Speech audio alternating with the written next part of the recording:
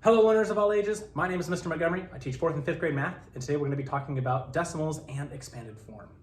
Now when it comes to expanded form, it's the taking apart of a larger number into its individual pieces. And sometimes you take those individual pieces and put them back together to form a whole number. Or not a whole number, just a number in general. So our number right here is 0 and 888 thousandths. It has 3 spaces after the decimal point. It's in the thousandths place. But we're going to be taking each piece apart and writing it in expanded form. Same thing with expanded form with decimals as expanded form with other things. 0 doesn't have any value that we write in expanded form. So we start with 8. Well, that 8 is in the one place after the decimal point. That's in the tenths place.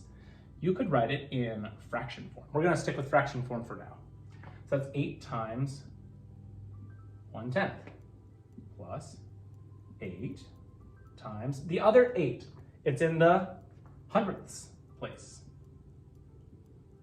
Plus 8 times in the thousandths place, and my parentheses.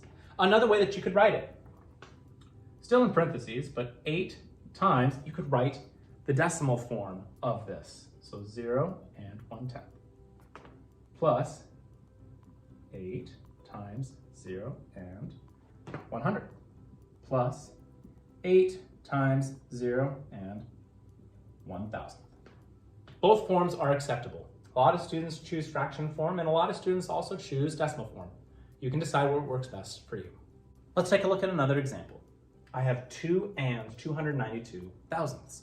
This time I do have a whole number. So I'm going to be starting with 2 times, well, it would be in the ones place. 2 times 1 plus 2 in the tenths place. I'm going to be going decimals this time. Okay, then I have a 9 in the hundredths place. Then lastly, I have a 2 in the thousandths place times 0 and 1,000. So that is the expanded form of 2 and 292 thousand. Now sometimes they might have something in expanded form. You have to put the pieces back together and say what the name is. So it's a 2-step direction. First things first is I have to put the pieces back together in a standard form, and then I have to write it in word form or number name. So we're going to start with the furthest left. 2 in the thousandths place. Well, that's 2,000. So I know that I have 2,000. I have 8 in the tenths place. Well, if it's in the tenths place, it's after the whole number. So I know that I have 2,000 because there's nothing in the ones place. It just goes to the tenths place. So I know that I have an 8 in the tenths place. And I also have an 8 in the thousandths place.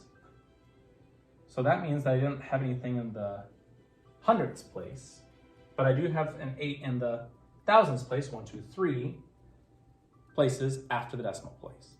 So now I have to write it in word form. So it's 2,000 and, can't forget that decimal point, and 800